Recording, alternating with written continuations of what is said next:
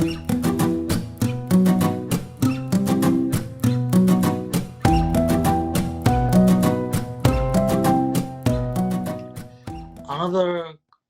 important issue is racism.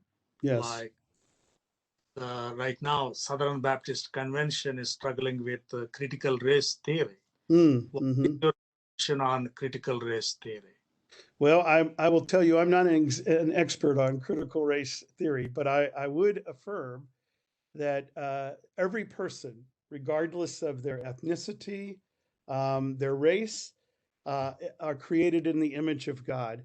And there is no basis in Scripture for a discrimination or a prejudice against persons of different ethnicities, different races, different nationalities.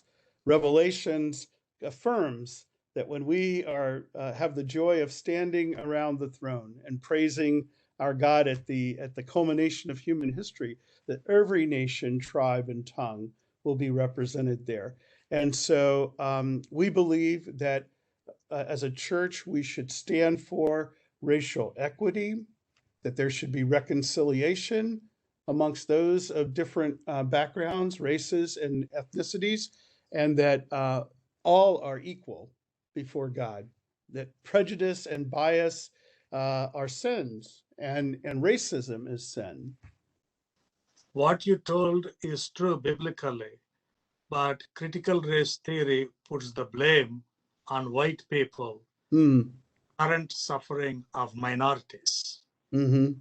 I mean, do you agree with that? Like, for example, in Southern Baptist Convention, some pastors agree with that and they left the convention. I see.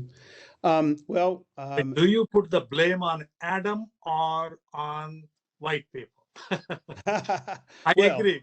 I agree. We all blame the original sin when all sins, including racism, started. Sure. But critical race theory, which started with Karl Marx and Sigmund Freud, it rejects that biblical view of sin. Right. It embraces the view that white people are the reason for all the suffering of minorities. Yeah. Well, obviously.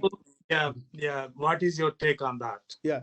Obviously, the sin of racism is global in nature, and it's not just a sin of white people versus people of other ethnicities. For example, we have believers that are part of the Methodist Church in Africa, and in Africa there are tribal differences, and racism emerges because of those tribal differences.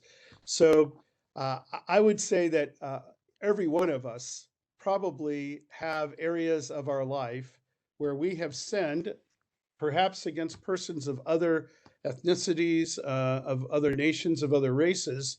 I would trace that sin back to a roots cause of Adam.